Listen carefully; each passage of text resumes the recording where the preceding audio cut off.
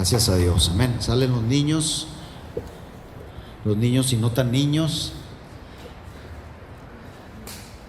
Ya Elías ya bigote tiene, ya lo vi.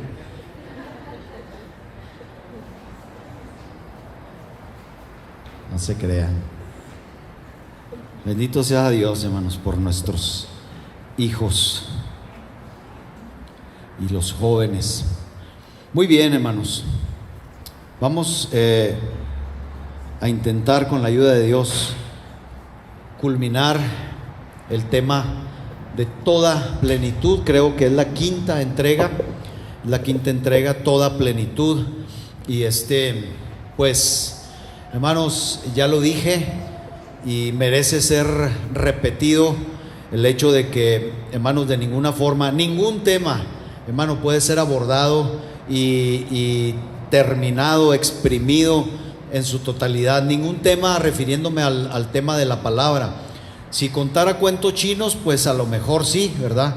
Esos les daríamos términos fácilmente, pero cuando se trata de temas bíblicos, temas de la palabra, y más tratándose de un tema como hermanos, pues definitivamente es imposible, hermanos, llegar a culminar y a extinguir todo lo referente al tema. Pero, hermanos, hacemos lo que podemos.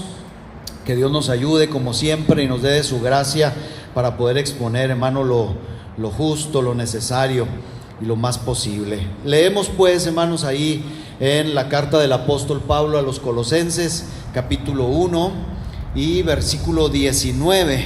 Vamos a leer este pasaje y, hermanos, partimos de aquí como siempre lo hacemos. Toda plenitud, parte 5, Colosenses 1:19.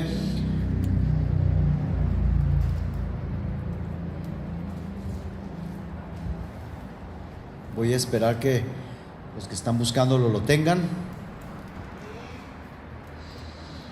Dice así la palabra del Señor: por cuanto agradó al Padre que en Él habitase toda plenitud.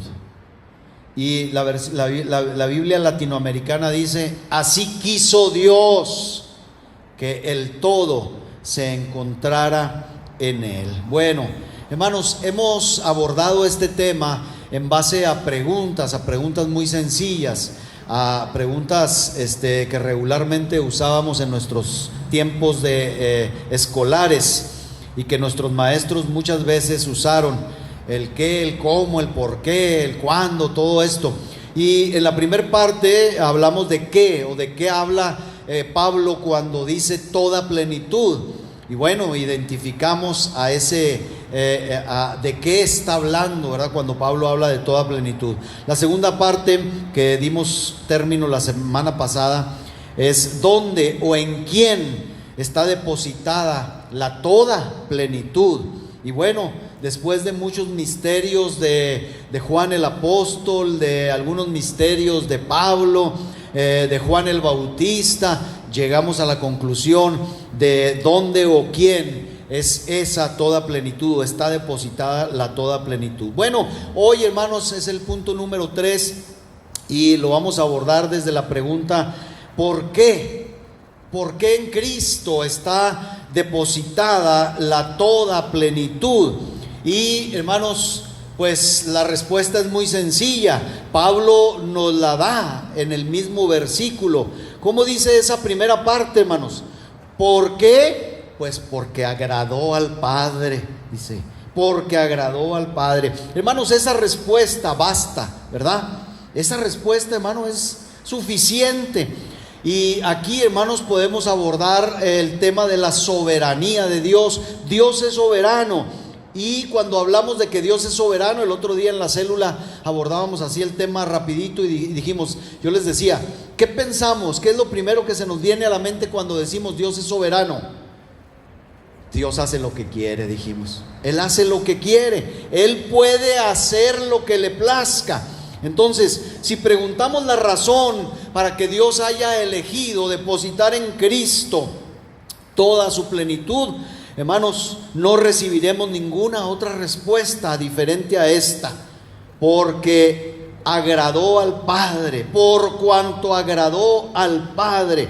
Y Mateo 11:26 también dice algo muy parecido, cuando habla de que el Señor ocultó ciertas cosas para los sabios de este mundo y también para los incrédulos, y las dio a conocer a los niños, a los de sencillo corazón. Y luego dice Jesús en Mateo 11:26, dice: sí, Padre, porque así te plació, así te agradó. Salud. Así, Padre, pues que así agradó en tus ojos, dice esta versión. Así lo quisiste. Hermanos, mire, esta clase de respuestas son de ese tipo de respuestas de las que pueden responder 10,000 preguntas. Y me refiero, hermano, a esas preguntas que muchas veces nosotros, hermanos, en nuestros dilemas existenciales: ay, Señor, ¿por qué no me hiciste rico como el hermano fulano? Pues porque a Dios así le agradó hacerte, hermano. ¿O por qué me hiciste tan narizón, Señor? Pues así le agradó a Dios hacerte, hermano. ¿Sí?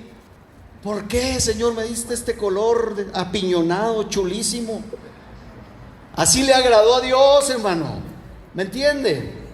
¿Cuántas preguntas, hermano, se pueden resolver teniendo en cuenta esto? De verdad, pensando en la soberanía de Dios, hermano, se pueden resolver muchísimas preguntas. Mire, aquí hay otra pregunta, hermano, que es respondida con la misma respuesta, valga la redundancia. Cuando el sacerdote Elí le pide al joven Samuel, usted conoce el caso, que le descubra todo lo que Dios le había dicho una noche antes acerca de su familia y de su casa. Dice el primer libro de Samuel, capítulo 3, versículo 18, dice: bueno, Samuel se lo manifestó todo, le dijo todo lo que Dios le había dicho, sin encubrirle nada a Elí. Entonces Elí, ¿qué dijo? Porque lo que, hermano, le había sido revelado a Samuel para la casa del sacerdote Elí no era nada bueno, no era nada agradable, ¿verdad? Pero dijo Elí, bueno, después de haber escuchado todo eso, dijo: bueno, pues Él es Dios, Jehová es, haga lo que bien le pareciere. ¿Cómo dice Y Samuel se lo manifestó todo sin encubrirle nada. Entonces él dijo: Jehová es, haga lo que bien le pareciere. Es exactamente igual a nuestra versión. Haga lo que Él le pareciere. Él hace lo que a Él le parece, hermano, ¿verdad? También podríamos usar, hermanos, dos textos o varios textos en yuxtaposición, es decir, a veces Dios quiere una cosa, a veces Dios quiere otra. Por ejemplo, hermanos, en Isaías 53:10, la primera parte dice: con todo eso, hablando de Jesús, del Mesías, dice: Jehová quiso quebrantarlo. Dios quiso quebrantar, hermano, a su Hijo, al Mesías príncipe, al enviado de Dios, y nosotros lo sabemos. ¿Qué quiso? Quebrantarlo, sujetándole ¿a qué? A padecimiento. Está hablando de Cristo, hermanos, el profeta Isaías, con muchos años de anticipación. Aquí vemos, hermano, que la voluntad de Dios para con el Hijo fue precisamente quebrantarlo y que sufriera, que padeciera. Pero, hermanos, en nuestro texto, ¿qué dice?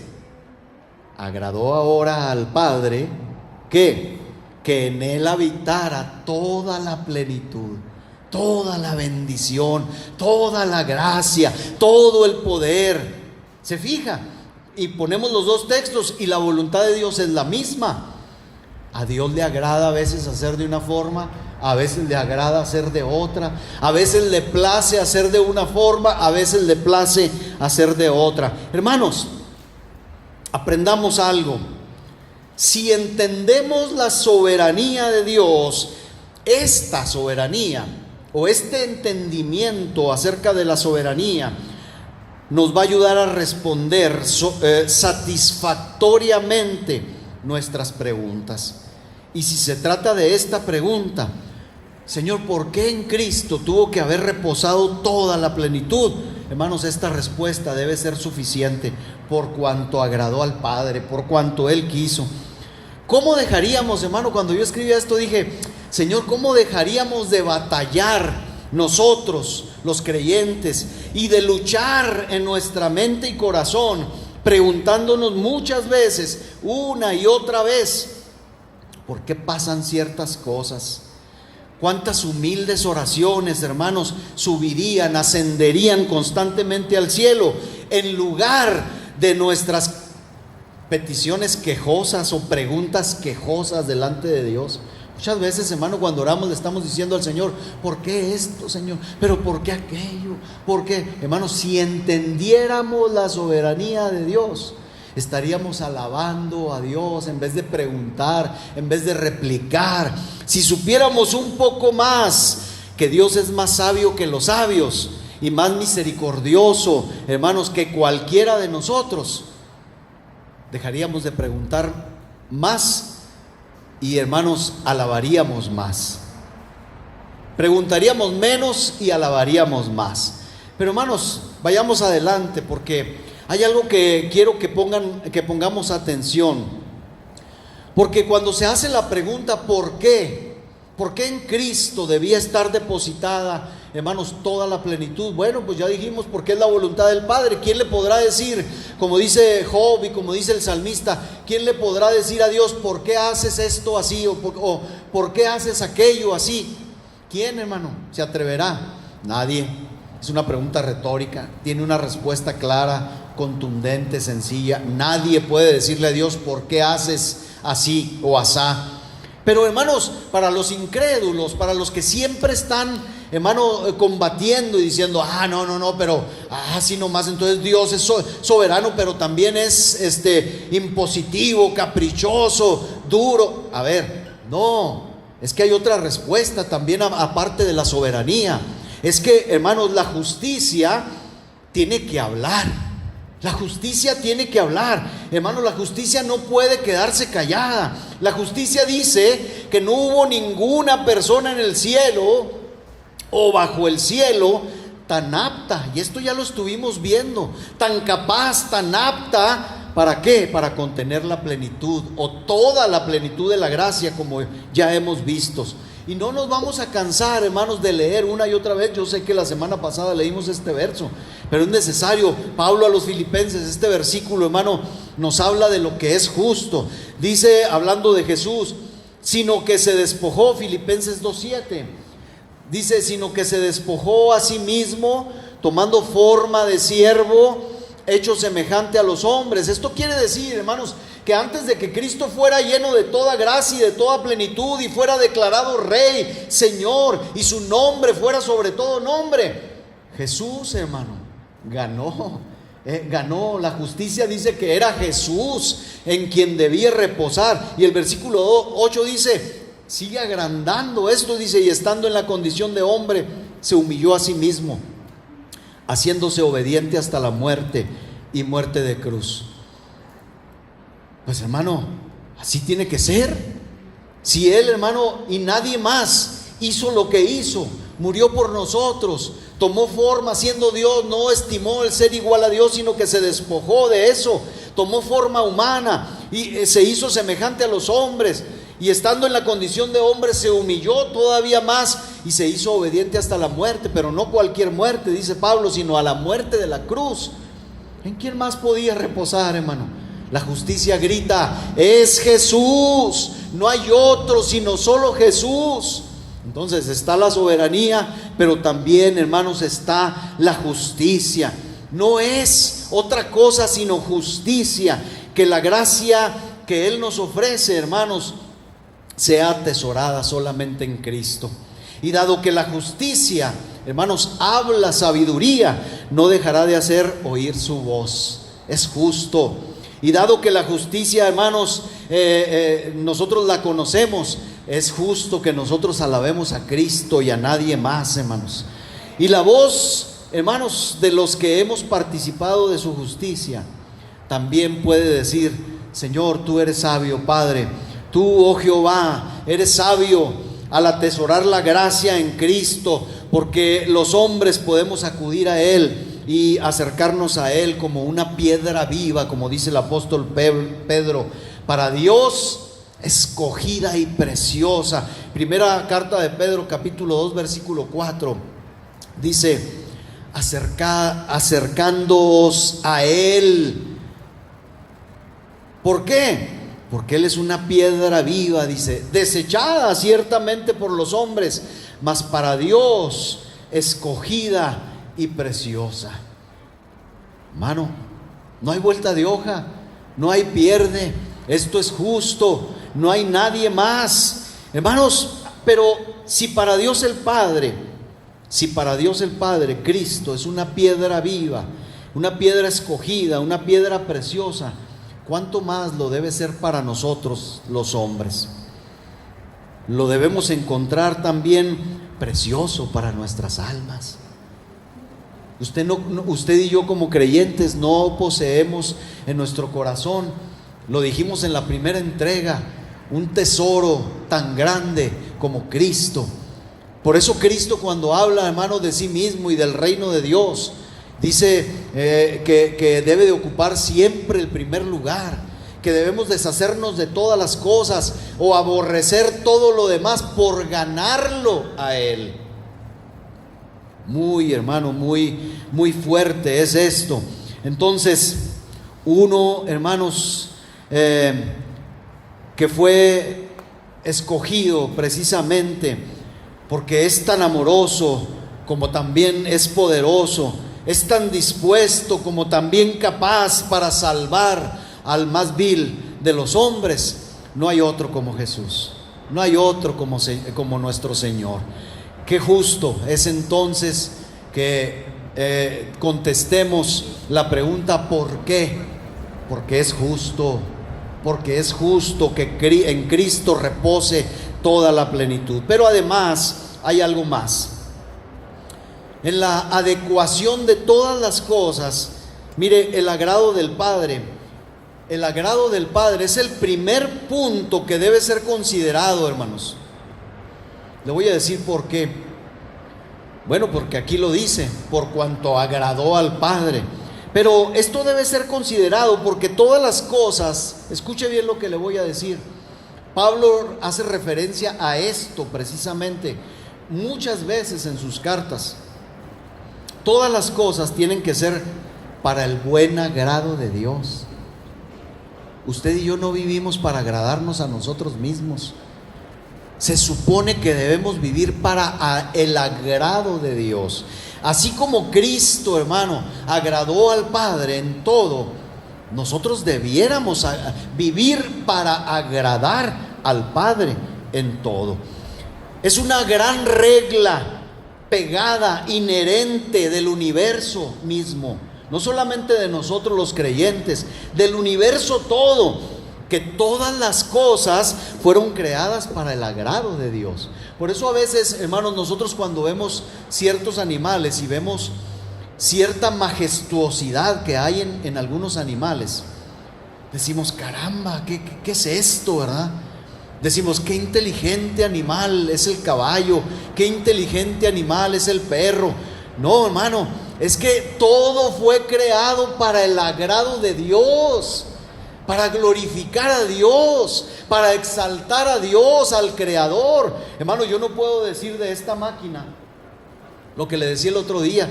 Híjole, qué bendita máquina, ¿verdad? La computadora, mire qué maravilloso. No, o al hombre que creó la computadora, híjole, qué sabiduría la del hombre. Ciertamente tienen su porción, hermano, pero el que hizo todas las cosas, el que da la sabiduría al hombre, el que da las capacidades, la inteligencia, la ciencia, es alguien mayor, es Dios, hermano, es Dios. Así que, de verdad, hermanos, tenemos que tener en cuenta siempre esto. Y esto está reflejado, esta regla de que todo es para gloria de Dios Padre. De hecho está en el credo de los apóstoles, hermanos.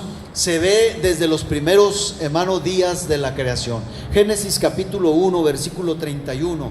¿Qué dice la escritura cuando Dios, hermano, terminó de hacer todas las cosas, toda su creación?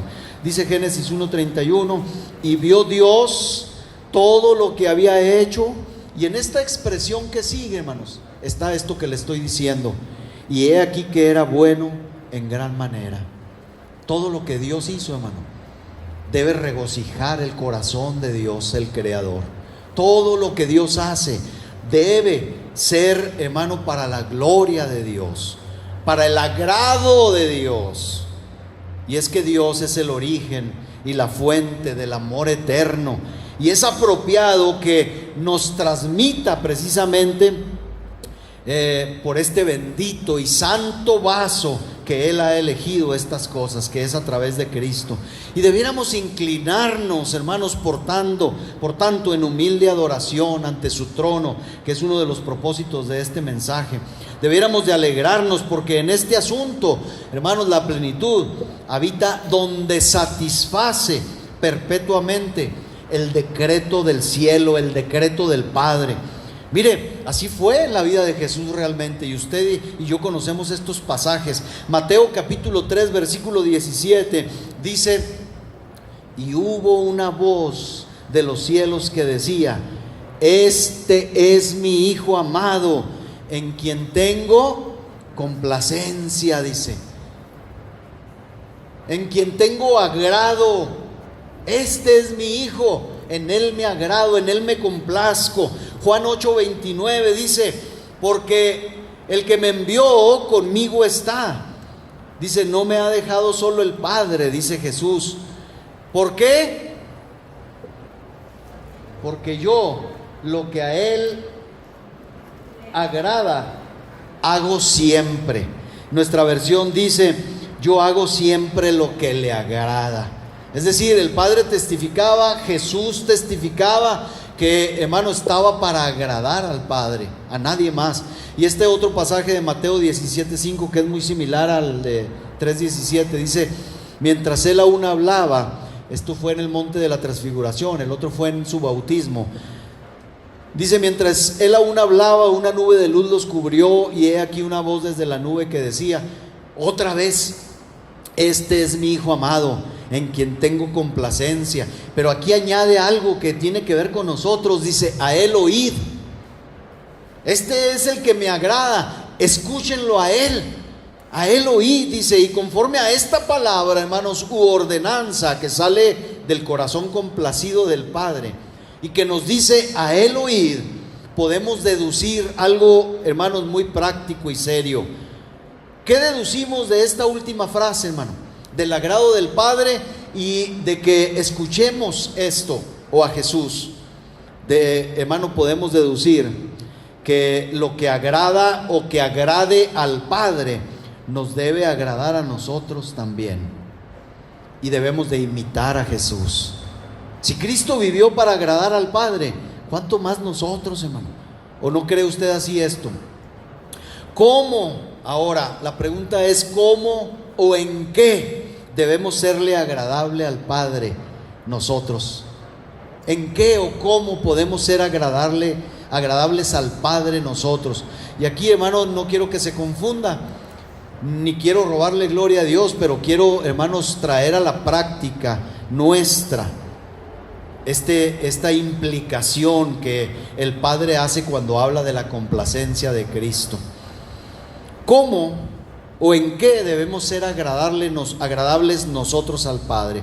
Pues, hermano, yo creo que para empezar debemos ser agradables al Padre en nuestra vida nueva, en nuestra oportunidad de vida que se nos otorgó, hermanos, a nosotros, ¿no cree?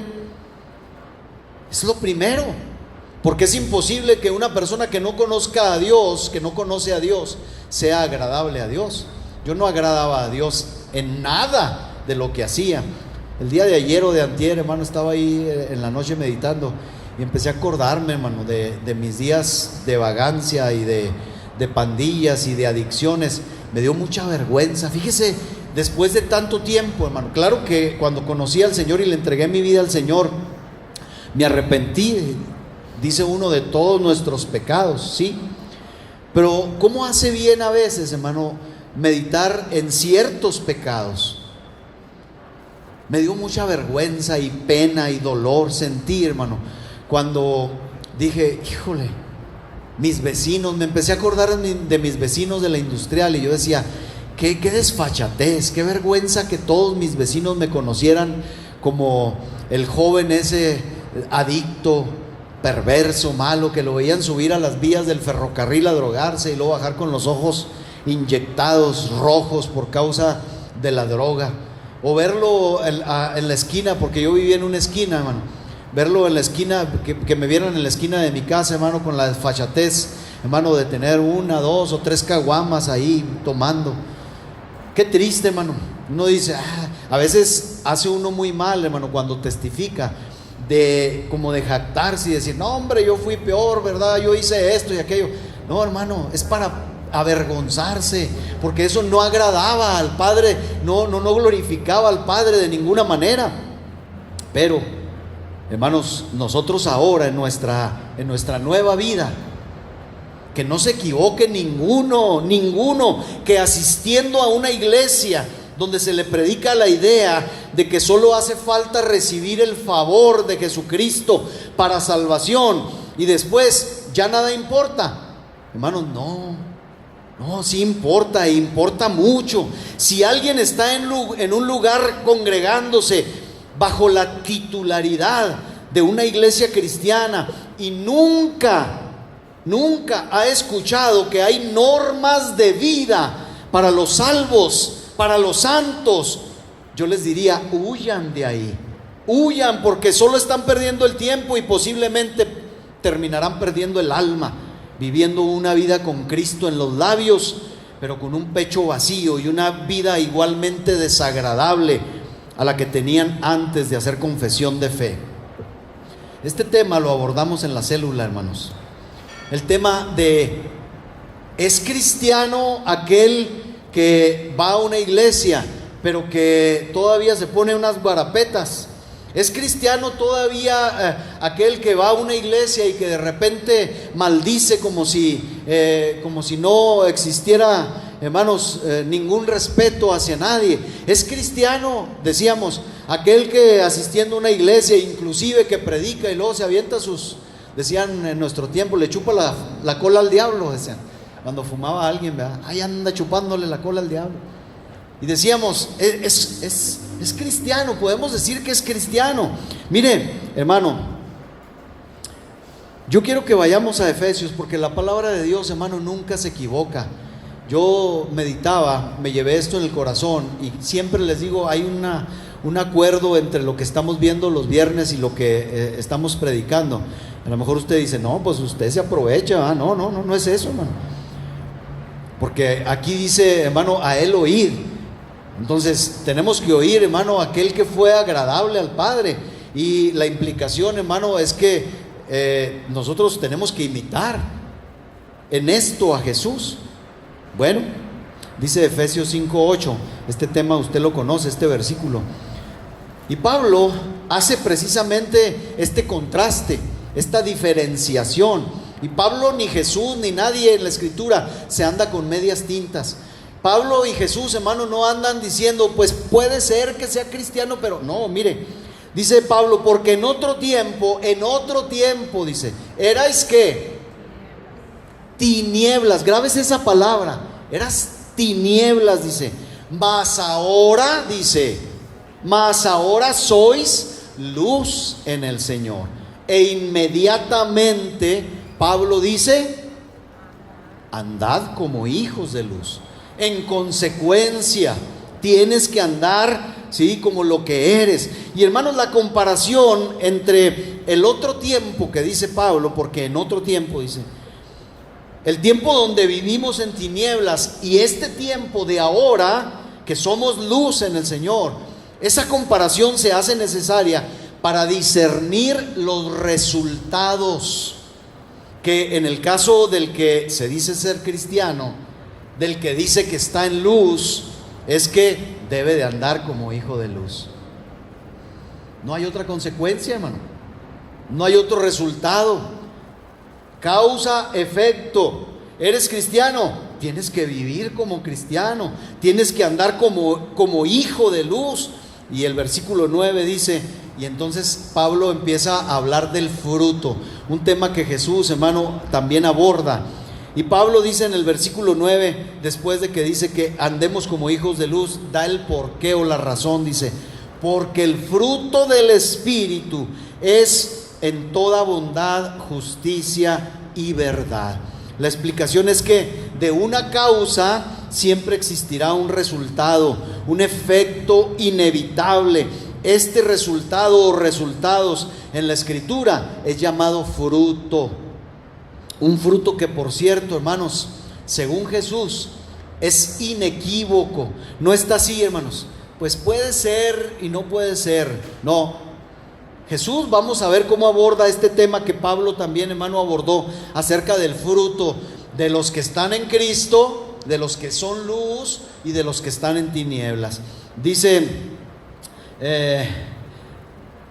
Mateo 7:15, hermanos, aquí no hay margen de error. Escuche, un fruto que es inequívoco, como ya dije, que no hay lugar para la duda, porque el mismo Jesús, hablando de algunos que parecen ser profetas, pero que en realidad no lo son, Jesús no deja al buen juicio de las personas. Miren, hermanos, aquí hay un problema con el cual tenemos que lidiar y tenemos que ser muy cuidadosos. Ya saben que cuando me quito los lentes quiero decirle algo serio.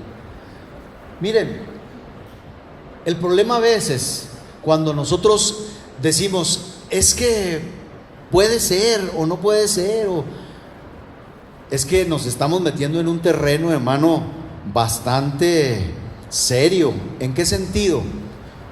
Usted y yo, hermanos, no somos más sabios que Dios.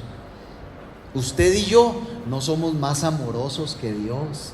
Entonces, si usted quiere excusar a alguien, usted le está diciendo, Señor, tú dices en tu palabra esto, pero yo creo que sí, Señor. A ver, cuidado, hermanos, con este tipo de confesiones y conductas. Y se lo digo, hermano, porque fue un tema que abordamos en la célula, y lo digo así con toda, hermano, es mi responsabilidad como pastor de advertir de ciertas cosas. Le digo, yo me llevé eso en el corazón, porque también a veces, hermano, cuando se trata de los nuestros, decimos, no, sí es cristiano, pero cuidado.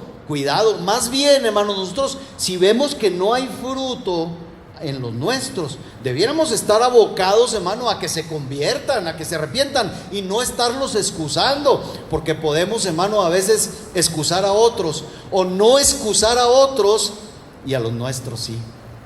Entonces, cuidado con este tipo, hermanos, de pensamientos. Mateo 7:15, vamos a ver qué nos dice el Señor, hermanos, donde no hay margen de error. Mateo 7:15 dice, guardaos de los falsos profetas. Aquí está hablando de unos específicamente, de hombres específicamente que son falsos profetas.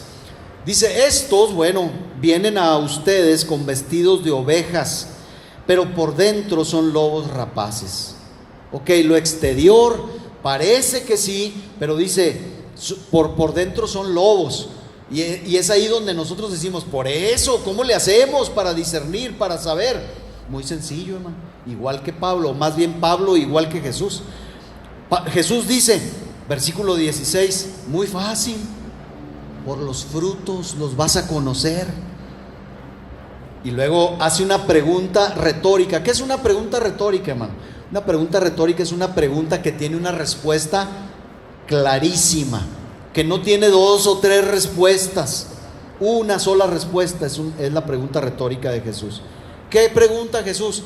A ver, ¿acaso se recogen uvas de los espinos? Hermano, ¿usted ha recogido uvas de los espinos? ¿Habrá alguien que haya recogido uvas de los espinos? Pues la respuesta es no. ¿Alguien ha recogido higos de los abrojos? La respuesta es no. Nadie puede decir, puede ser, hermano. No, hermano, lo mando al kinder. ¿Verdad que no? La respuesta es no. Jesús da un no rotundo. No, Jesús no dice tal vez, quizá, pueda ser. No, Jesús está diciendo con estas preguntas no. Y aborda y sigue diciendo, poniendo más ejemplos. Versículo 17 dice, así como la respuesta es no, dice, así todo buen árbol da buenos frutos. ¿Cuál será el árbol bueno, hermano? ¿Cuál será el buen árbol?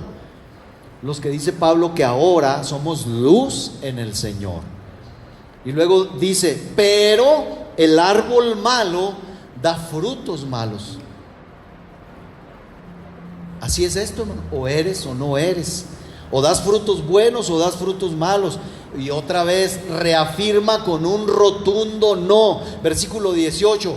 No puede, dice Jesús, no puede el buen árbol dar malos frutos, ni el árbol malo dar frutos buenos. Versículo 19. Todo árbol que no da buen fruto es cortado y echado en el fuego. Esto sí no nos corresponde a nosotros. Eso es asunto solamente de su soberanía, de su poder y, hermanos, de su sola prerrogativa. A nosotros eso sí, no nos incumbe decir, te vas a ir al infierno. No, hermanos, eso no. Pero sí, hermano, nos da la capacidad a través de su palabra de discernir quién es quién. Y usted dice, no, pues a mí no me importa. Vamos a ver, hermano, si nos debe de importar o no. Prosigamos para ver cómo podemos agradar a Dios el Padre como Cristo Jesús lo agradó. Porque ese es el tema aquí. Vamos a seguir leyendo Efesios 5:10. Dice Efesios 5, ya leímos 5:8, 5:9. Le voy a leer 5:8, 9 y 10. Dice: porque en otro tiempo erais tinieblas, mas ahora sois luz en el Señor. Andad como hijos de luz, porque el fruto del Espíritu es en toda bondad, justicia y verdad. Y ahora sí, el 10. Comprobando, dice, lo que es agradable al Señor. Entonces sí tenemos que agradar al Señor. ¿Cómo lo comprobamos? Otra vez, el versículo que sigue, versículo 11. ¿Cómo vamos a comprobar? Efesios 5:11. Dice, aquí dice, y no comuniquéis, aquí dice, y no participéis en las obras infructuosas, en las obras que no dan fruto, las obras de las tinieblas, dice, sino más bien repréndelas, dice. Hermanos, ¿cómo vamos a ser agradables al Señor? Siendo ambiguos, siendo como que somos y no somos. Eso no agrada a Dios, hermano. Eso no es agradable a Dios. Las congregaciones cristianas, hermano, deben de estar compuestas. Ese es el ideal. Seamos 5, seamos 10, seamos 15. Los 15 debemos, hermanos, ser personas que agradamos a Dios. Comprobándolo, ¿cómo? No participando de las obras de las tinieblas que no dan fruto, hermanos, sino más bien, hermano, como personas que reprenden esas obras. Así que, ¿cómo se comprueba que un hombre o una mujer de Dios vive una vida agradable a Él? Cuando no participa en las obras infructuosas de las tinieblas, y las cuales son obvias por todas las escrituras. Por todas las escrituras, hermano, tenemos las obvias obras infructuosas de las tinieblas. Vamos a seguir leyendo, versículo 12. Porque dice, vergonzoso es aún hablar de lo que ellos hacen en secreto. Las obras infructuosas de las tinieblas, hermanos, de las que nosotros no debemos participar, causan vergüenza. Causan vergüenza. Así que, hermanos, si yo hago algo y eso que hago lo tengo que hacer a escondidas o lo tengo que hacer en oculto, quiere decir, hermano, que esa obra no agrada a Dios. Quiere decir que esa obra es una obra infructuosa de las tinieblas. Y eso me va a identificar, hermano, como alguien que está en tinieblas. ¿Por qué? Porque Jesús dice que no hay más que de dos sopas. O eres un árbol bueno y das buenos frutos, o eres un árbol malo y das frutos malos. No hay de otra, hermano. Mire, dice Pablo a los Efesios, porque en otro tiempo erais tinieblas, dice Pablo, ya lo leímos.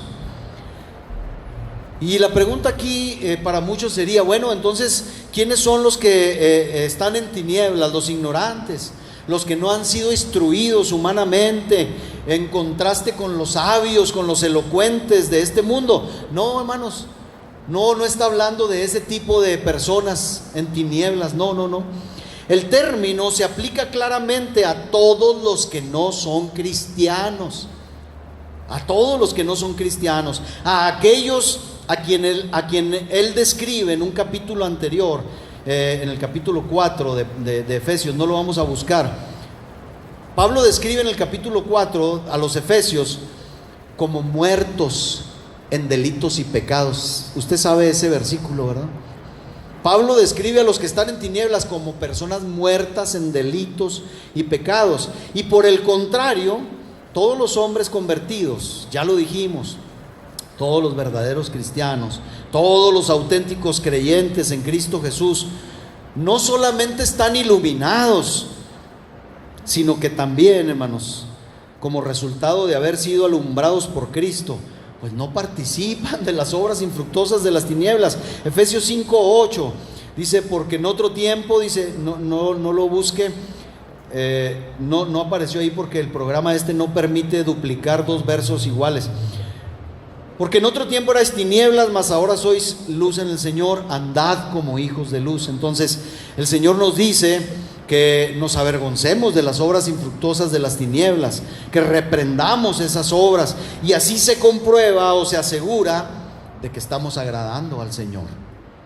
Ahora Pablo también, hermanos, aborda el mismísimo tema, pero ahora a los romanos bajo otro aspecto igualmente seguro: la carne y el espíritu. Uy, hermanos, hay para aventar para arriba, hermano, acerca del tema. Romanos capítulo 8, versículo 6 en adelante. Porque nosotros los cristianos estamos acostumbrados a manejar términos cristianos, ¿verdad? Por sus frutos los conoceréis, decimos muy fácilmente. Bueno, pues ya vemos que el fruto es determinante para saber si alguien es verdadero o no es verdadero. Número 2, ¿verdad que a veces decimos, no, es que es un cristiano? Sí es cristiano, pero es carnal, es bien carnal. Por eso a mí no me gusta, hermano. Yo le digo a mi hermano, en la carne le puedo decir carnal, pero yo a ustedes no les puedo decir carnal ni carnalitos, porque decirle carnal o carnalito a usted, hermano, quiere decir que usted anda medio malito. O si usted me dice carnalito, yo le voy a decir, espérese, hermano, discúlpeme, todos los días lucho contra mi carnita, no me diga carnalito, usted es mi hermano. Si quiere decirme hermanito, dígame hermanito, pero no carnalito. Sí, usted dice, ay, qué delicado. Pues no, hermano, nada más para poner cada cosa en su lugar. Sí, porque a veces, hermano, tomamos palabras que no corresponden.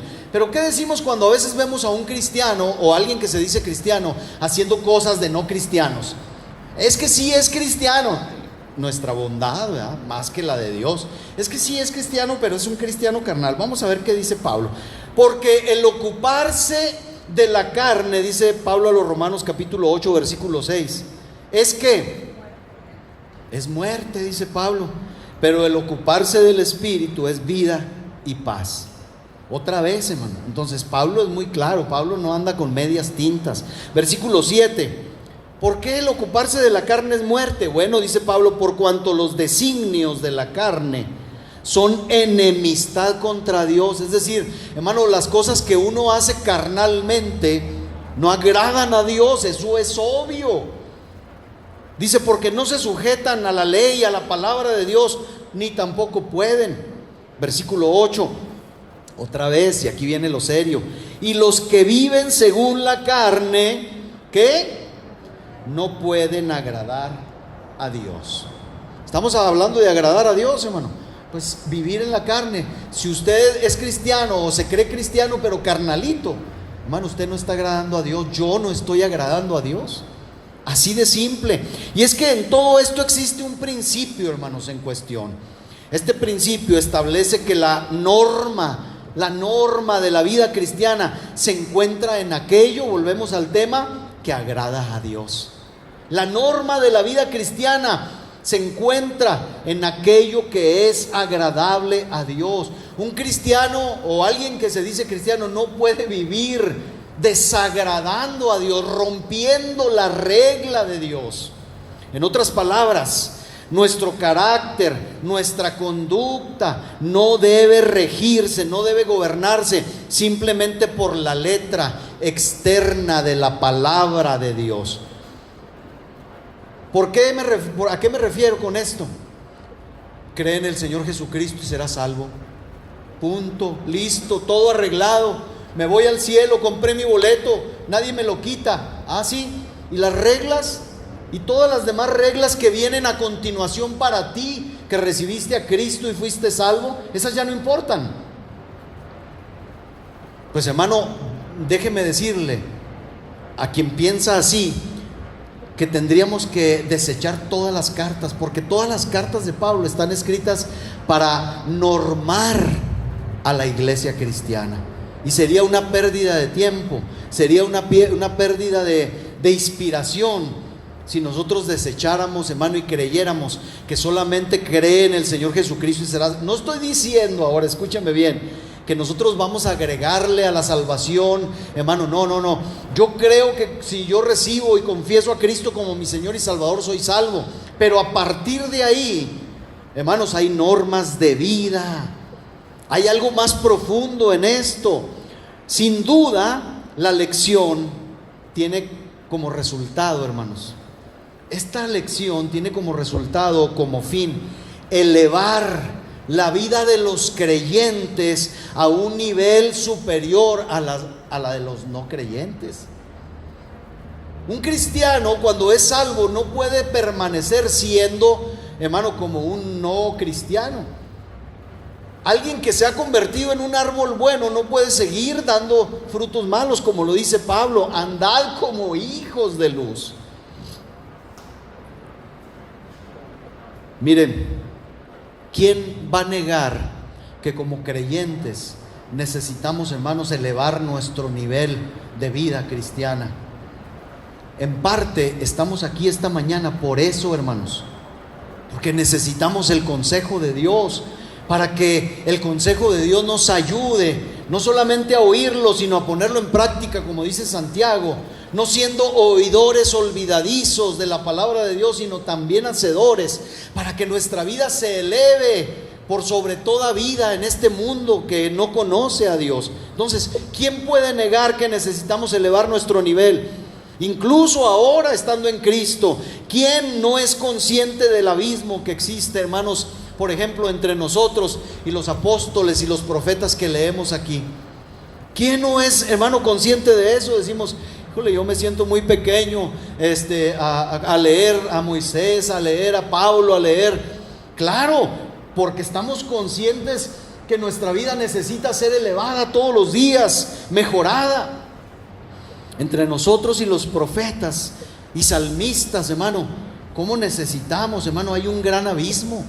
Necesitamos superarnos entre lo que somos y ese modelo de lo que deberíamos ser, tal como se presenta en todo el consejo de la palabra de Dios. Y aquí voy a abordar este otro tema, porque el ejemplo que puse acerca de que, hermanos, podemos creer que salvos para siempre salvos, yo lo creo, hermano, yo creo en eso, pero necesitamos todo el consejo de la palabra de Dios para nuestra vida, hermano, porque es muy fácil tomar, hermano, esos son los versículos que hablan de la salvación y desechar todo lo demás. Mire, cuando Pablo, yo he hablado de este pasaje y usted lo conoce, cuando Pablo en su despedida ahí en Éfeso, precisamente en Mileto, hermano, se despide de la gente. Hechos capítulo 20, versículo 26, da una frase, hermano, que nos debe motivar a todos nosotros a seguir creciendo. Hechos 20, 26 dice: por lo tanto, les dice a la gente de Éfeso, de Mileto, yo os protesto en el día de hoy, número 1, señores, estoy limpio, les dice, de la sangre de todos ustedes. Ah, caray, ¿qué traes, Pablo? ¿Qué traes? ¿Por qué? Versículo 27, porque no he rehuido, dice, anunciaros todo, dice Pablo, el consejo de Dios. Es decir, Pablo no les dijo: abran su corazón a Cristo, recíbanlo y listo, señores, se acabó, la tienen hecha, la tienen ganada. No, hermano. Pablo estuvo en Éfeso, estuvo en Corinto, hermano, a veces por años, escuche, ¿qué haciendo? Instruyéndolos con toda la palabra de Dios, porque toda la palabra de Dios, hermano, se hace necesaria. Mire, la responsabilidad mía y la responsabilidad de cada ministro, hermano, no es solamente presentar lo que yo considero conveniente para Número uno, para mí mismo, o lo que le acomoda y calza a la congregación, ¿verdad?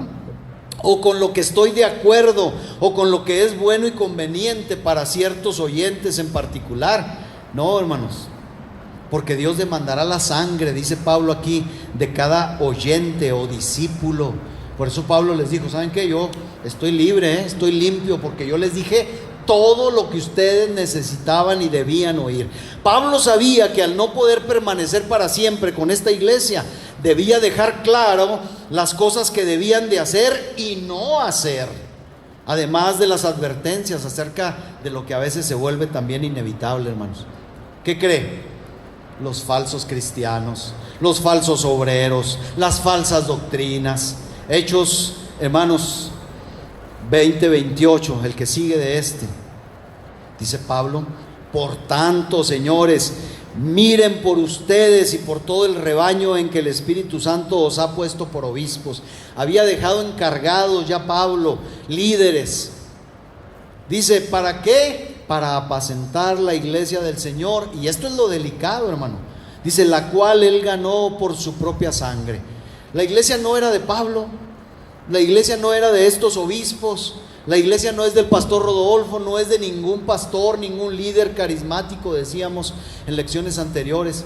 La iglesia la ganó el Señor por su propia sangre. Nosotros estamos aquí, hermano, para edificar a la iglesia.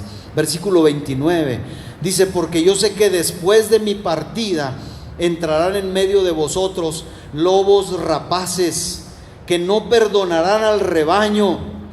Dice Pablo: van a entrar de fuera falsos obreros, lobos rapaces, que no los van a perdonar, dice.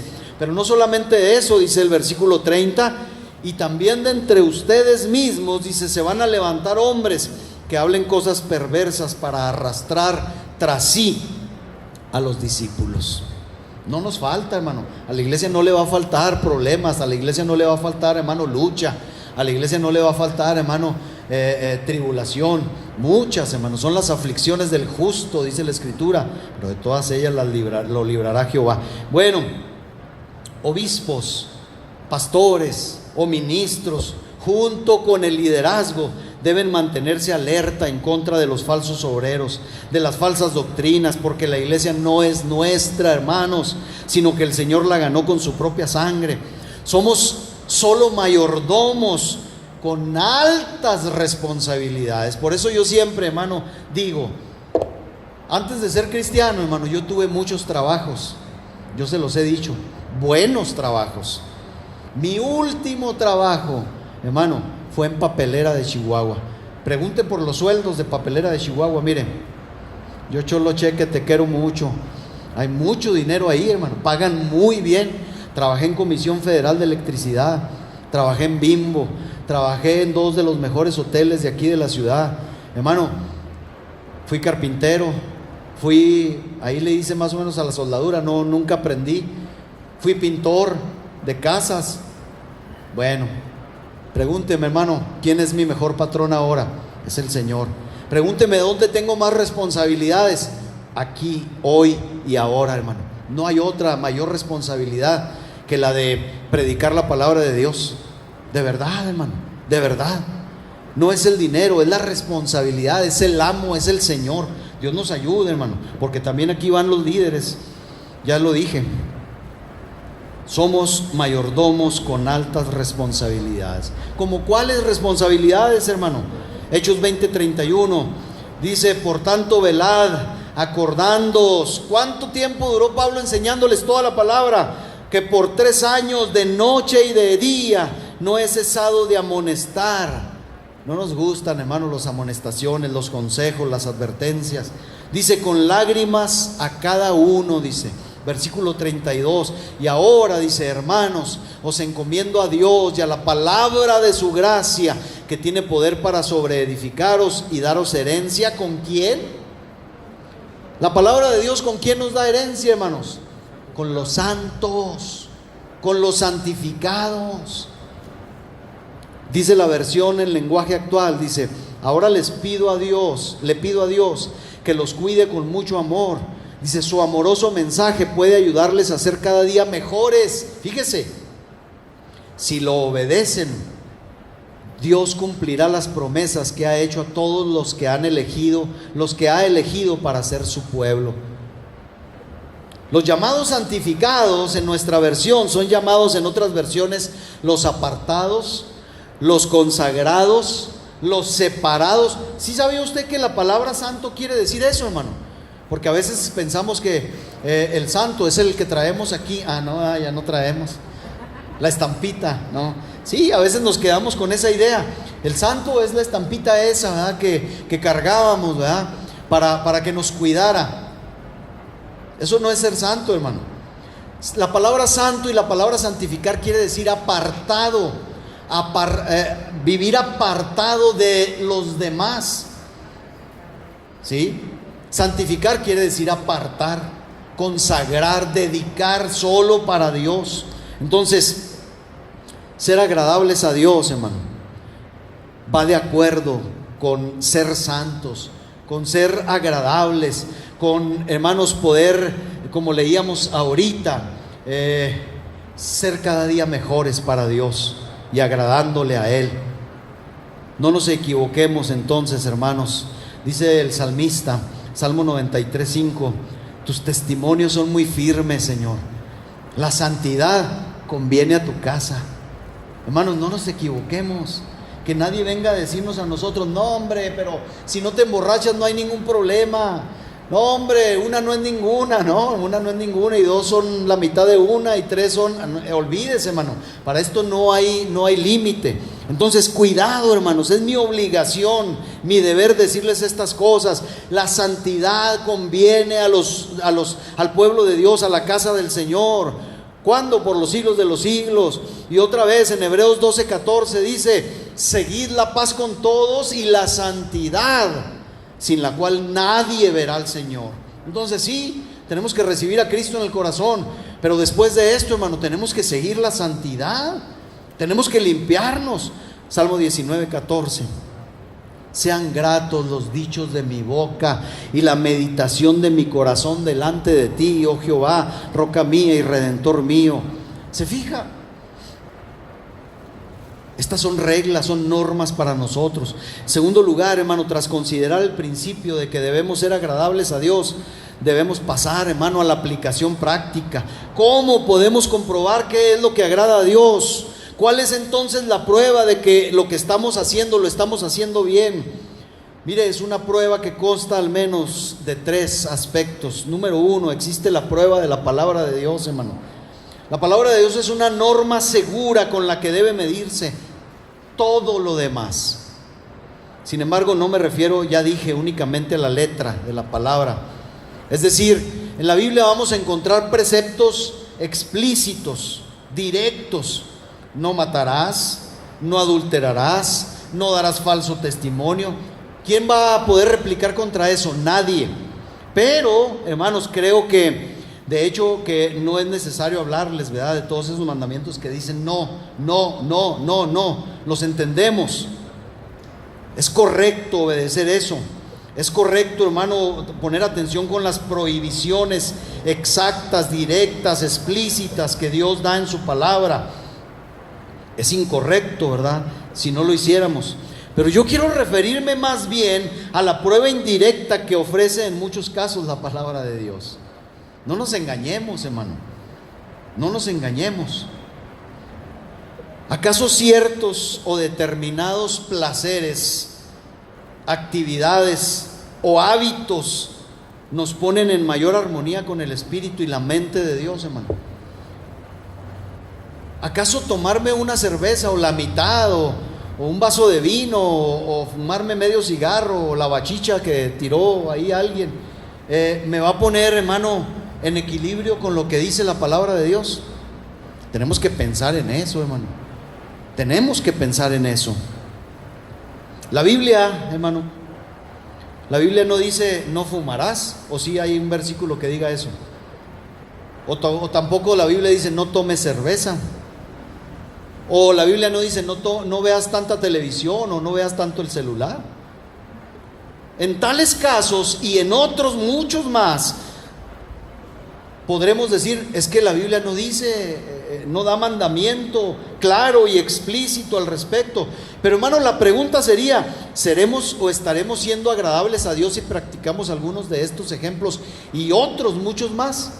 ¿O acaso estos placeres, estas actividades, estos hábitos nos desajustan para alcanzar este principio de ser agradables a Dios y dificultan el cumplimiento de mandatos que, aunque no son completamente directos, como dije, o explícitos, están ineludiblemente aquí en la palabra?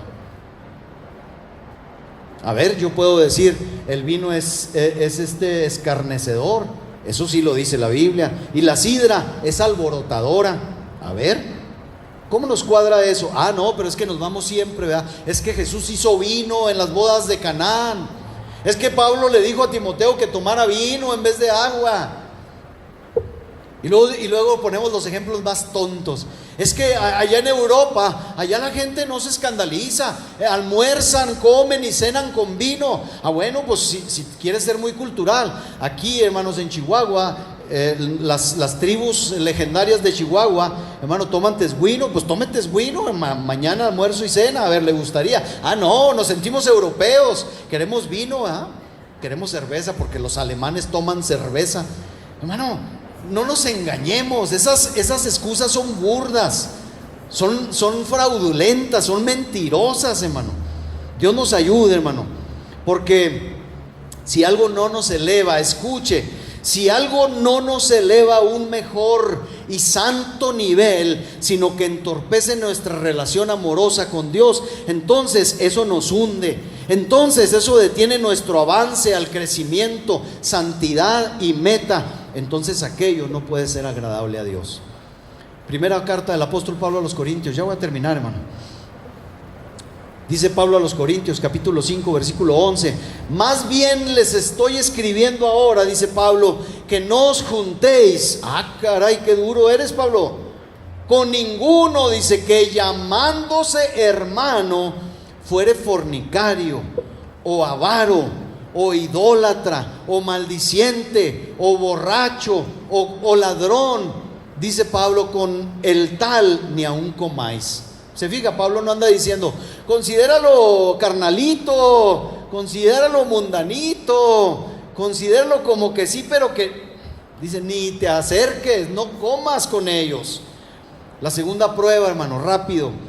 Ya vimos que es la palabra de Dios la primera. La segunda prueba de lo que estamos haciendo bien es la prueba que se halla en el efecto que cualquier proceder o hábito determinado ejerce sobre nuestras costumbres devocionales y sobre la amorosa comunión del alma, mediante que, como ya vimos, hermano, en la palabra, pero también en la alabanza y la oración con nuestro Padre Celestial.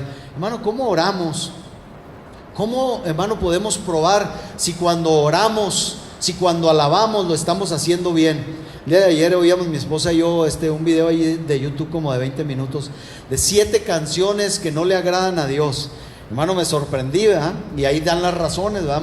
A veces cantamos algunas, cantamos algunas varias, donde dicen, esto elevan los sentimientos del hombre, pero no alaban a Dios. Bueno, estas otras de plano, ¿verdad? Unas ahí, no quiero decir nombres para no desacreditar a nadie públicamente, pero hermanos, lo que sale de nuestra boca como alabanza debiera ser tenido en cuenta.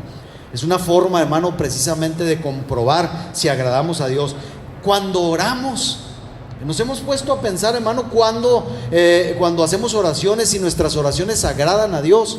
Esa sería la respuesta por lo cual a veces no obtenemos respuesta, hermano, precisamente. Mire, un ejemplo en la oración está en primer libro de Reyes, capítulo 3, versículo 10. Dice que Salomón oró, hermanos, a Dios y pidió sabiduría, y dice el versículo 10: y agradó delante del Señor que Salomón pidiese esto. ¿Por qué? Porque Salomón, hermano, no pidió por riquezas, no pidió, hermano, por poder, no pidió que sus enemigos fueran cortados o matados o muertos. Y entonces el Señor ve, hermano, algo agradable en la oración de este hombre. Las oraciones desinteresadas, hermano, las oraciones verdaderas. tienen que ver, hermano, con pedir gracia, con pedir sabiduría, hermano, como las oraciones que hemos estado viendo, hermano, de Pablo, y como la que conlleva, hermano, nuestro texto lema. Señor, dame la oportunidad, ¿verdad?, de llegar a la unidad de la fe entre mis hermanos, del conocimiento del Hijo de Dios, a la estatura del varón. Hermano, eso no lo oramos. Señor, dame, ayúdame, súpleme, permíteme comprar, permíteme hacer, permíteme. Hermano, debiéramos agradar a Dios en nuestras oraciones. Pablo dice a Timoteo en la primera carta, capítulo 2, versículo 1: exhorto ante todo, dice, a que se hagan rogativas, oraciones, peticiones y acciones de gracias por todos los hombres, por los reyes y por todos los que están en eminencia, dice, para que vivamos quieta y reposadamente en toda piedad y honestidad. Mira, aquí podemos ver que hay beneficios, hay efectos claros inherentes a los buenos hábitos, como el de la oración. Dice Pablo, si lo hacemos así, pero fíjese, hermano, orar por todos los hombres, ¿haciendo qué? Oraciones así sencillas, no, dice, oraciones, rogativas, peticiones, acciones de gracias. Hermano, mire, yo pudiera borrar a muchas peticiones que están ahí, esas del recuadro, hermano. Gente que ya no está aquí, yo pudiera borrarla y decir, no, pues ¿por qué tengo que estar orando? Hermano, Pablo dice, ora por todos los hombres, ora por los reyes. Y cuando dice todos los hombres, hermano, dice también los que nos caen gordos, o los que nos han hecho mal. Hay beneficios de hacer esto, dice. Y hermanos, dice, ¿en dónde nos quedamos? Versículo 2 y el versículo 3, hay otros beneficios, dice, porque esto es bueno. ¿Y qué cosa? Orar así, hermano, agrada delante de Dios nuestro Salvador, dice. Y el versículo 4 dice, el cual quiere que todos los hombres sean salvos y vengan al conocimiento de la verdad. Hermanos, si hablamos del ejemplo de la palabra y la alabanza, dice Colosenses 3:16, dice, la palabra de Cristo more en abundancia en vosotros, enseñándoos y exhortándoos unos a otros en toda sabiduría, cantando, ¿cómo? Con gracia, dice, en vuestros corazones al Señor, con salmos e himnos y cánticos espirituales. Y dice el 17, y todo lo que hacéis, sea de palabra o de hecho, hacedlo todo en el nombre del Señor Jesús, dando gracias a Dios Padre por medio de Él. Hermano, todo lo tenemos que hacer para gloria suya. El problema otra vez lo encontramos cuando no leemos todo el consejo de Dios, y entonces algunos toman este último versículo y dicen, si te tomas una cerveza o 5, solo hazlo para el Señor, hermano. Ay, hermano, mire qué fácil. Sí, hoy, hermano, en las redes, predicadores, buenos predicadores con tendencias a la beberecua, están recomendando a la gente y están echando a perder todo lo bueno que hacen, hermano, diciéndole a la gente, aconsejándole, usted tómese 1 o 2, y si es de pecho grande, tómese 5. Hermano, qué pena. Bien dice el proverbio, hermano, que una sola mosca hace que apeste el perfume del perfumista. Un solo error, hermano. Ustedes a mí no me van a perdonar una sola locura, un solo error, me la van a venir a decir y están en lo correcto, hermano. Tenemos que cuidar lo que creemos, lo que escuchamos, hermano. Entonces, Dios nos ayude, hermanos. Tercer punto, rápido. Como tercer punto debo decir que más allá de esto, hermanos, creo que en un alma que goza de salud espiritual, hermano, solo la puede gozar a través del Espíritu Santo que está en nosotros, y donde la razón sigue las enseñanzas de Dios. Miren, nuestros sentimientos hallan en Dios, hermanos, su deleite supremo, y nuestra conciencia es sensible, escuche, es sensible a cualquier incoherencia. Hermano, cuando algo no está bien, no solamente la conciencia, sino el Espíritu Santo que vive en nosotros nos dice, o no. Y si no es así, hermano, pues el Espíritu Santo no está en usted, no está en mí. Dice Juan capítulo 16, versículo 13. Esta es la función del Espíritu. Por eso le digo, o está o no está. Pero cuando venga el Espíritu de verdad, Él os guiará ¿a qué? A toda la verdad. Porque no hablará por su propia cuenta, sino que hablará todo lo que oyere, y os hará saber las cosas que habrán de venir. Hermanos, el Espíritu Santo está en nosotros y no está de parapeto, hermano, no está ahí nomás no, está para eso, para que cuando usted y yo, hermano, erramos en el camino, nos redarguye, nos reprende. Igual que cuando, hermanos, estamos en debilidad, nos consuela, nos fortalece. Pero, hermanos, debemos de tener cuidado y no, hermanos, ser duros para oír y resistir al Espíritu Santo. Existe un sentido instintivo de lo correcto y de lo incorrecto, un sentimiento que se ve perturbado y en conflicto ante todo aquello que deshonra a Dios, tal como una disonancia. Hermano, cuando alguien está tocando el piano y pisa una mala tecla, ¡clan!, se oye y uno dice, ah caray. El Espíritu Santo, hermano, es eso. El Espíritu Santo dice, pisaste mal la cuerda, tocaste una mala tecla ahí, te estás equivocando. De verdad, hermanos, el Espíritu Santo tiene muy buen oído, aun cuando, hermanos, nosotros no lo creamos. Hermano, entonces, si algo, hermano, no estamos seguros, por eso dice la Biblia que todo lo que no es de fe es pecado. Si usted está dudando, ¿qué haría el Señor? No, hermano. Si usted, hermano, el Espíritu Santo le está redarguyendo y le está diciendo, no vayas por ese camino, no vaya. Escuche la voz, obedezca la voz. Ya tenemos la palabra, tenemos al Espíritu. Hermanos, en todo, para todo, hermanos, tenemos la ayuda de nuestro Dios. Lo tenemos en muchos otros ejemplos. Si estamos en el trabajo, dice el apóstol Pablo, si somos obreros, dice Efesios 6:5, siervos, obedeced a vuestros amos terrenales con temor y temblor, con sencillez de vuestro corazón, como a Cristo, dice. Y el versículo 6 dice, no sirviendo al ojo como los que quieren agradar a los hombres, sino como siervos de Cristo de corazón, haciendo la voluntad de Dios. Hermano, usted en el trabajo no agrada a los hombres, usted debe de agradar a Dios para, hermano, que haga la voluntad de Dios. Entonces, no será propio de un cristiano, hermano. ¿Se ha preguntado usted a veces eso? ¿O le ha tocado estar en algún trabajo donde le dicen, mira, afíliate a este movimiento huelguista porque es injusto el patrón, la empresa se está volviendo, hermano, y nos vamos con las banderas negras y rojas a hacerle un mitote al patrón, ¿verdad?, para que nos aumente el sueldo? Eso no es de cristianos, discúlpeme, hermano, eso no es de cristianos. Y puedo hablar, hermano, de los sindicatos, pero no hay tiempo, y puedo hablar de muchas cosas, hermanos, huelgas, sindicatos, etcétera. Hermanos, no agradan a Dios. Hermanos, ¿en qué más? En la familia, nos hemos cansado, hermanos, cómo agradar a Dios en la familia. Colosenses 3:20, hijos, ¿hay hijos aquí? Yo soy hijo, obedeced a vuestros padres en todo. ¿Por qué?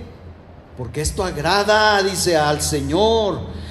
1 Timoteo 5:4, hay viudas, dice, si alguna viuda tiene hijos o nietos, aprendan estos primero a ser piadosos para con su propia familia y a recompensar a sus padres. ¿Por qué?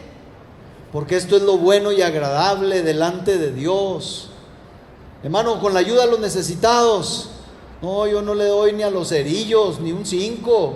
Eso no es trabajo. Pues sí es trabajo, le están empacando, le están ayudando. No, a los que andan en la calle tampoco, sabrá Dios que sean malvivientes, drogadictos. Hermanos, dice Hebreos 13:16, y de hacer bien y de la ayuda mutua, dice, no os olvidéis, porque de tales sacrificios, ¿qué? Se agrada a Dios. Hermanos, en el ejercicio de nuestra fe como cristianos, ¿qué dice? Ahorita lo leía mi esposa y no nos pusimos de acuerdo, Dios lo sabe. Hebreos 11:5, mire lo que puede hacer, hermano, el ejercicio de la fe para agradar a Dios. Por la fe Enoc fue traspuesto para no ver muerte y no fue hallado porque lo traspuso Dios. Y antes que fuese traspuesto, tuvo testimonio de haber agradado a Dios. Y luego sigue lo que sigue. Lo contrario, el versículo 6 dice, pero sin fe es imposible agradar a Dios, porque es necesario que el que se acerca a Dios crea que le hay y que es galardonador de los que le buscan. ¿En qué más, hermano, podemos ser agradables? En toda nuestra vida diaria y práctica. Romanos 12:1. Así que, hermanos, os ruego por las misericordias de Dios que presentéis vuestros cuerpos en sacrificio vivo, santo y ¿qué? Agradable a Dios. La mañanita, hermano, preséntese y dígale, Señor, aquí está mi cuerpo, todo lo que yo tenga que hacer, que te agrade el día de hoy con este estuche. Que no te dé deshonra, que te dé honra y gloria, Señor, que te agrade. Ese es mi culto racional, dice Pablo, Colosenses 1:9, hablando del mismo tema. Por lo cual también nosotros, desde el día que lo oímos, no cesamos de orar por vosotros y de pedir que seáis llenos del conocimiento de su voluntad en toda sabiduría e inteligencia espiritual. Y el 10, para que andéis como es digno del Señor. ¿Qué cosa? Agradándole en todo, llevando fruto en toda buena obra y creciendo en el conocimiento de Dios. ¿Qué más, hermanos? Pues tenemos que agradar a Dios, hermanos, siguiendo el ejemplo de otros santos. Primera de Tesalonicenses 4:1. Por lo demás, hermanos, os rogamos y exhortamos en el Señor Jesús, que de la manera que aprendisteis de nosotros cómo os conviene conduciros y agradar a Dios, así abundéis más y más. Hermano, ¿reconoce algún cristiano bueno que usted dice mis respetos?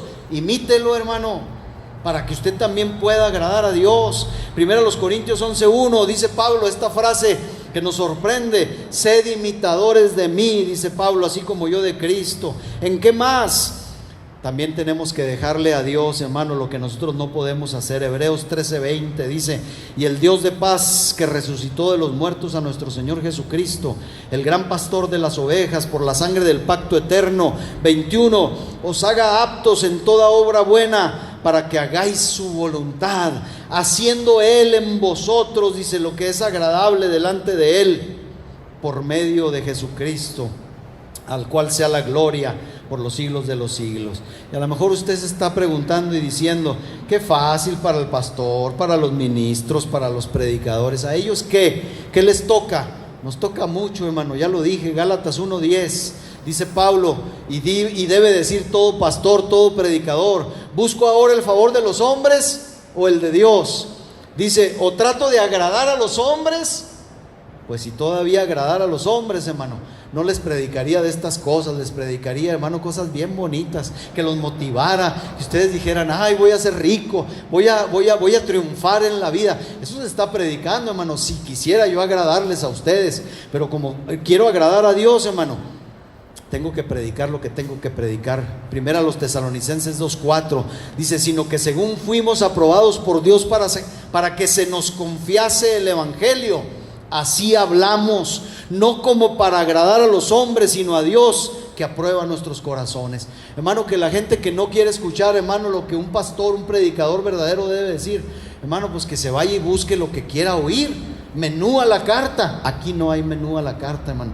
Aquí, hermano, hay lo que Dios quiere, hermano. Y no me estoy exaltando, porque lucho con esto cada semana. En fin, hermanos, en vida o en muerte, a tiempo o a destiempo, allá en el cielo, hermano, por supuesto, pero aquí en la tierra, como nos toca hoy, debemos procurar como meta en todo ser agradables a Dios, pues para eso existimos y para eso fuimos creados. Segunda a los Corintios 5:8: pero confiamos y más quisiéramos estar ausentes del cuerpo y presentes al Señor. Dice el 9: por tanto procuramos también, o allá o acá, dice, ser ¿qué? Agradables a Dios.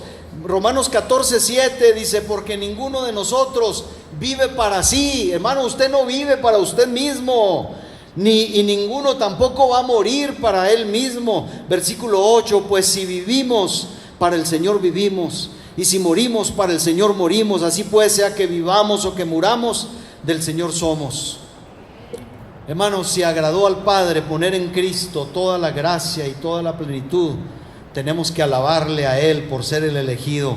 ¿Dónde más desearíamos que fuera colocada toda la gracia plena, hermanos, sino en Él, en el bien amado? La iglesia entera de Dios debe ser unánime en esto. Y si yo pudiera, hermano, porque si yo pudiera salvarme a mí mismo, hermano, la verdad, yo no querría hacerlo. Qué chiste, hermano, qué chiste. Y yo creo que cuando alguien dice que también fulanito o fulanita salvan, hermano, por eso nos indigna tanto, ¿verdad? Por eso nos da coraje. Es decir, están locos. Solo Cristo salva, hermano. Que toda rodilla se doble, que toda lengua confiese que Jesucristo es el Señor. Dice el Salmo 145:10, ya termino.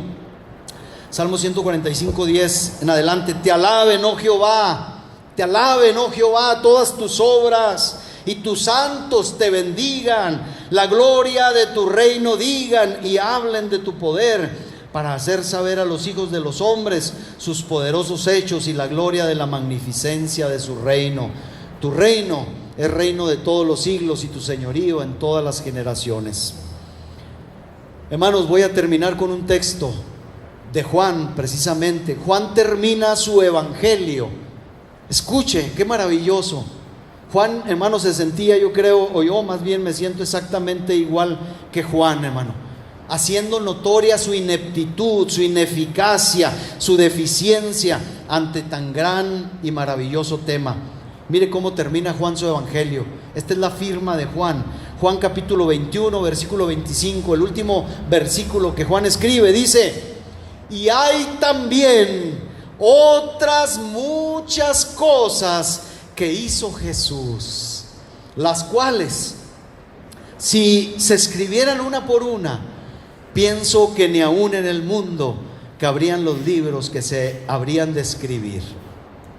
Hermanos, tengo 1 hora 20 minutos hablando de esto y tuve que hacerlo, hermano, contrarreloj, porque, hermano, si seguimos hablando de esto, esto no tiene fin. Hablar del Dios, hablar de Jesús, hablar de este tema apasionante, del todo glorioso Salvador, es un tema sin fin, hermano. Que esto nos mueva a adorarle, que esto nos mueva a glorificarle, hermano. Póngase de pie, porque ya el tiempo se nos fue y puedo seguir hablando, hermano, como taravilla acerca de esto, pero yo espero que entienda, hermano, que el tema que abordamos estas semanas es un tema, hermano, que nos debe llevar siempre a la reflexión, a la adoración, a la alabanza, al reconocimiento de este Dios, hermano, que hemos conocido como nuestro Señor y nuestro Salvador, y en quien reposa, en quien descansa toda la plenitud, toda la gracia, todo el poder, toda la sabiduría, todo de todo, hermano. Hable con Dios. Ni en este mundo, Señor, se podría apilar todas las cosas que tú hiciste.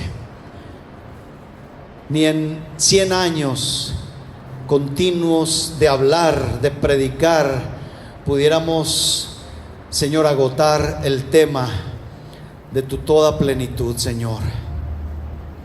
Esta tarde, Señor, solo nos humillamos delante de aquel que es todo en todo, de aquel que no le falta nada, de aquel que es más vasto para dar que lo vasto que nosotros tenemos para pedir. Señor, queremos conocerte más. Solo danos esa oportunidad. Sea que vivamos o que muramos, Señor, queremos hacerlo para ti, porque vale la pena. Vale la pena estar contigo, vale la pena, Señor, haberte conocido, vale la pena, Señor, vivir la vida para agradarte, vale la pena vivir, Señor, haciendo todas las cosas, Señor, para tu agrado. Todo mundo, toda cosa creada en los cielos, debajo de los cielos, en la tierra y debajo de la tierra, Señor, te alaben, te reconozcan, te engrandezcan. Señor, así será, así es, Señor, y así ha sido siempre, porque tú eres Dios, solo tú eres Dios. Jesús, solo tú eres Señor, solo tú eres Rey, solo tú eres todo pleno. Gracias, muchas gracias, Dios. Bendito sea tu nombre para siempre.